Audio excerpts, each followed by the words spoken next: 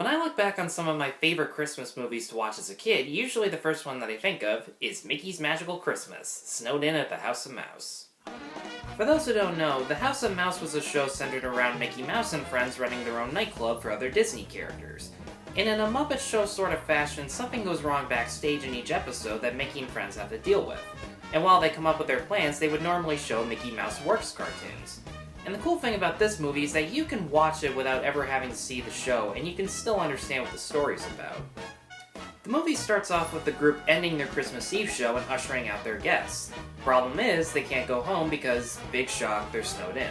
So Mickey promptly decides that they'll have their own Christmas party in the club, and everyone's happy about it except for Donald, who just isn't feeling the Christmas spirit. Yeah, it's that kind of story. So they decide to show Donald some Christmas shorts to try and cheer him up.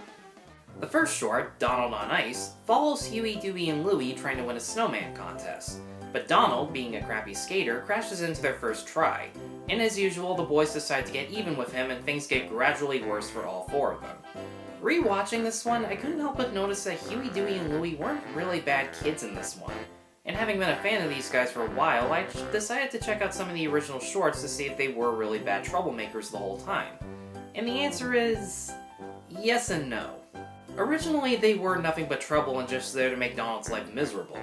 But over time, the shorts that they were in started to have their own formula. In the beginning, they're acting completely innocent and just being normal kids.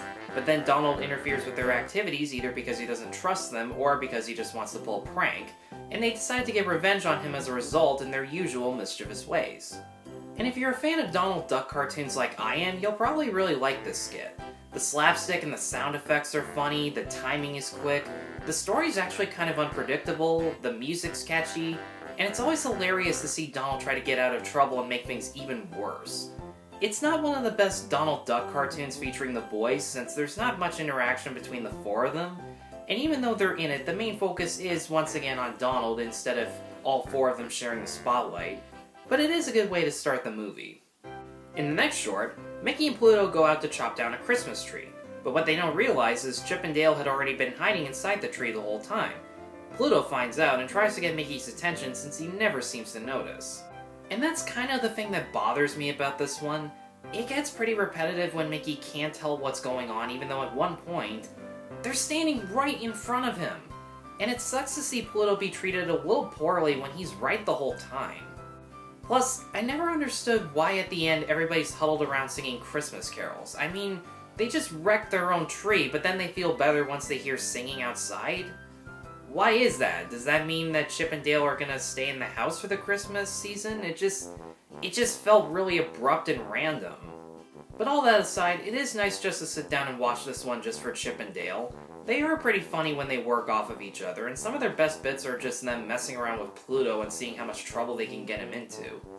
It may be the least entertaining short in the movie, but at the same time, it's harmless, and there are some funny moments. Then there's one of my favorite of the new Mickey Mouse shorts, Mickey the Nutcracker. It's for the most part a straightforward adaptation of the original story.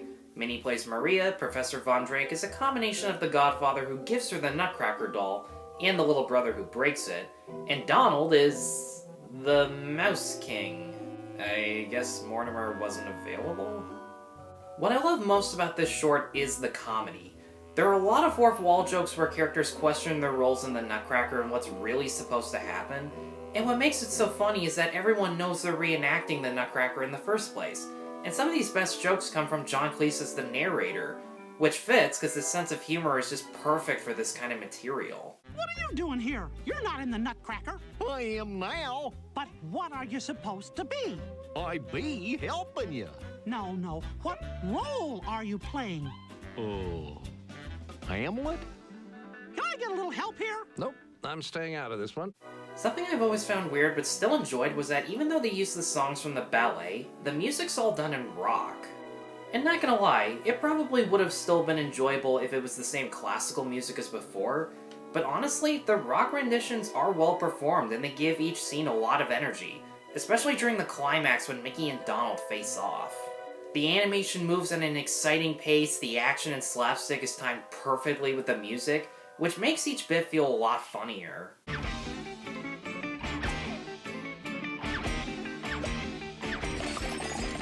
And And just like most Mickey Mouse cartoons, there aren't any boundaries on what slapstick they can or can't do. And I think that's another reason the self-referential humor works so well. I think the only problem with this short is that Minnie's really just there to get rescued by Mickey. And I know what you're thinking, nothing new, but honestly, that part of her character hasn't aged well, and it would have been nice just to see her get a little bit more involved with the story. Now, you may have noticed by now that I haven't said much in the main story where everyone just wants Donald to have the Christmas spirit. And that's because the story linking the shorts together is the weakest part of the movie. I'll admit, it could have been a lot worse. It could have went the route where there's some greedy villain who has to be stopped or he'll ruin Christmas, or something stupid along those lines. So yeah, this is probably the better alternative. But at the same time, the characters, in my opinion anyways, aren't using the right tactics to show Donald what they should be thankful for. And what I mean by that is, everyone who explains why they're grateful for what they have has a happy ending already.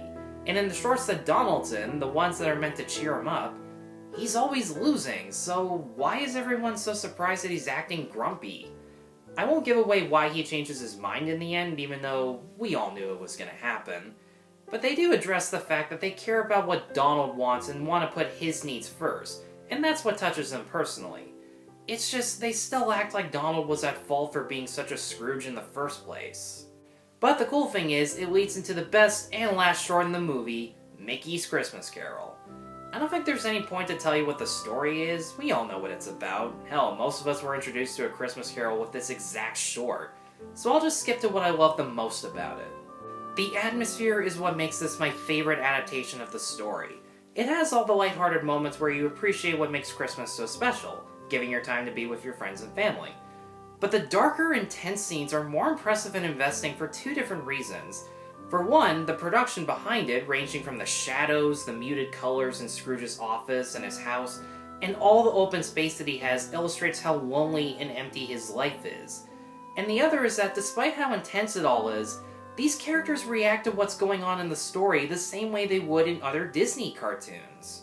In this special, and just in general, Scrooge is greedy and self-centered when it comes to his needs, but when he's forced to consider the needs of others, he gives them his attention and focuses on their struggles, and he feels remorseful for his actions afterwards. It's that exact same arc that made him such a likable character on DuckTales. That and Alan Young's outstanding voice work that made Scrooge such a fun character to watch. Even Mickey is Bob Cratchit. He's as nice as can be to everyone, even if they don't deserve it, and he's grateful for what he has despite it not being much, and in the end, he's rewarded for his kindness. It's those traits that make Tiny Tim a memorable character, and he's only in it for 2 scenes. It was definitely scary as a kid, and now that I'm older, some of it has gotten creepier. Like the ending, now that I know what's on the other side of that fire. Why, yours, Ebenezer. The richest man in the cemetery. Please. Ugh.